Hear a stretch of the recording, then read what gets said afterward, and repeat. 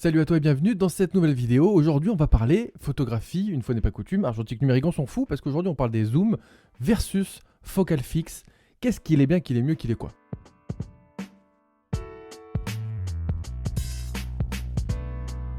Alors oui, cette vidéo a été pas mal de fois mise en avant sur d'autres chaînes YouTube, il y a pas mal de fois, mais ça fait plusieurs fois qu'on me pose la question et du coup je n'y avais jamais répondu en vidéo, donc ça va être chose faite aujourd'hui. Mais n'hésite pas à aller voir les avis de mes confrères, consoeurs, tout ça sur les internets, parce qu'il y a des très bons avis. La dernière en date que j'ai vue, c'est celle de Michel Grenier, une photographe québécoise qui fait également de la photographie de sport, qui t'expliquera aussi son avis sur les focales fixes et focales zoom. Et je te conseille d'aller faire un tour sur cette vidéo. Je te mettrai en description le lien sur sa vidéo et sa chaîne YouTube pour que tu puisses aller faire un tour, parce que c'est toujours bien de se faire un avis différent sur pas mal de choses et donc du coup d'écouter plusieurs avis, hein, c'est toujours mieux. Donc on parle des zooms ou des focales fixes. Qu'est-ce qu'il faut utiliser? En tout cas, qu'est-ce que toi tu as besoin? Moi je vais te donner mon avis sur ce que j'utilise ou pas. Et donc on va commencer tout de suite parce que ça va pas être très long. Moi je n'utilise que des focales fixes. Voilà, ça c'est une vidéo courte, ça fait plaisir. Donc oui, moi je n'utilise quasiment que des focales fixes parce que je me déplace avec mes pieds. Parce que bon, je suis un photographe comme ça à l'ancienne. J'avance, je recule, ça me fait mon zoom naturel. Plus sérieusement, en fait, j'avais des zooms au départ, des zooms de kit, comme le 55-200, comme le 70-300.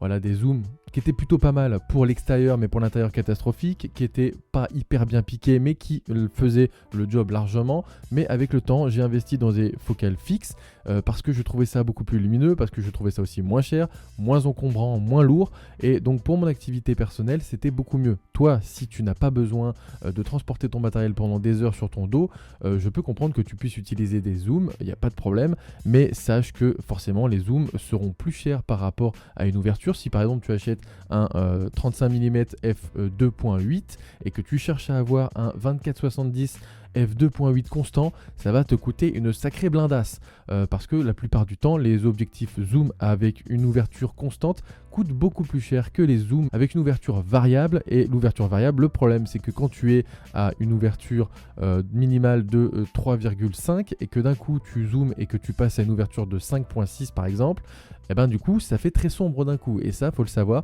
Alors ça peut ne pas te poser de problème par exemple en vidéo, si tu n'as pas besoin d'avoir une ouverture très grande comme 2.8 ou quoi que ce soit, et que le 5.6 te convient, ça ne te posera pas de problème. Si en photo aussi en extérieur, tu n'as pas de problème parce que tu fermes à F11. Si en studio aussi, par exemple, tu fermes à F11 et que tu as un 70-200 qui est à ouverture variable, ça ne posera pas de problème. Mais par contre, si tu as besoin d'une ouverture fixe et que tu es en lumière vraiment sombre, ça va poser un problème. Donc, encore une fois, et oui, j'ai vraiment l'impression de me répéter, mais il faut vraiment que tu choisisses ton matériel par rapport à ce que tu dois faire toi. Hein. Voilà, écoute pas vraiment les avis, même le mien, hein, parce que clairement, si tu dois faire de la photographie de portrait uniquement et en extérieur, peut-être qu'un zoom te conviendra mieux, parce que du coup forcément un zoom c'est plus polyvalent, ça c'est sûr. Mais par contre une focale fixe par contre te permettra d'avoir plus par exemple de flou d'arrière-plan. Oui, parce que c'est un peu la mode de chercher des flous d'arrière-plan, je le sais, même s'il y a beaucoup de photographes qui critiquent ça. Je sais qu'il y a beaucoup de gens qui cherchent cet effet-là, et c'est uniquement dû au fait que dans un objectif fixe, il y a plus de lamelles. Enfin voilà, ça va pas rentrer dans les détails techniques, mais la construction est souvent meilleure quand même sur la plupart des objectifs fixes, en tout cas en termes de gamme de prix équivalente. Attention, oui, messieurs les puristes, je sais que certaines optiques à zoom ont une qualité supérieure, je parle voilà, en général, parce que c'est sûr que si tu vas prendre le 14-24 de chez Nikon ou le 70-200 de chez Nikon ou le 24-70 de chez Nikon qui ouvre à 2.8 constant, ça coûte très cher, et effectivement niveau qualité de fabrication c'est assez exceptionnel et très bon.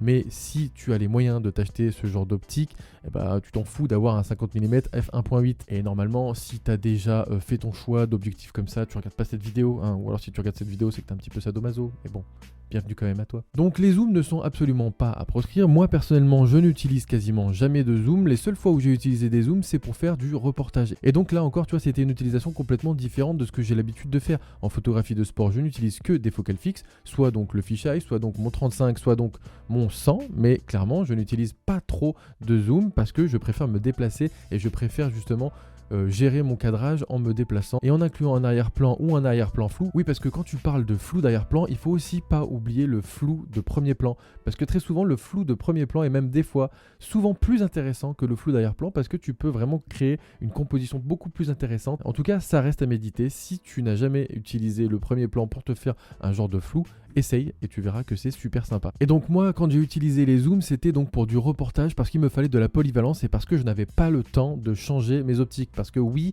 quand tu es avec des focales fixes, il faut savoir qu'il va falloir changer d'optique si par exemple tu n'as pas le choix et si tu ne peux pas bouger suivant le domaine d'activité que tu auras, c'est beaucoup plus simple d'utiliser des zooms. Je sais qu'en photographie de mariage, c'est plus simple d'utiliser des zooms, mais par contre je préfère quand même utiliser des focales fixes parce que je trouve que ça me permet d'avoir plus de luminosité et ça me permet aussi d'avoir une meilleure composition et de gérer mieux ce que je fais et de me cacher un peu plus, donc du coup d'être un peu plus discret. En photographie de sport, c'est un petit peu la même chose, j'aime bien de plus en plus me cacher pour avoir des cadrages un petit peu différents, sauf au fisheye bien sûr, où là bon bah t'es pas trop caché parce que t'es sous lui, donc forcément il te voit. Mais par contre en photographie de reportage où tu dois aussi bien passer d'une photo grand angle à une photo zoomée en à peu près 10 secondes, bah là clairement tu vas pas t'amuser à changer d'objectif toutes les 2 secondes, sauf si tu as 2, 3, 4 boîtiers, mais bon généralement en photographie de reportage tu essayes de voyager assez léger et tu n'as qu'un voire 2 boîtiers maximum, donc le mieux c'est effectivement d'utiliser un zoom. Mais encore une fois, ça dépend vraiment de ton activité. Donc encore une fois, et pour conclure, n'hésite pas d'abord à voir ce que tu as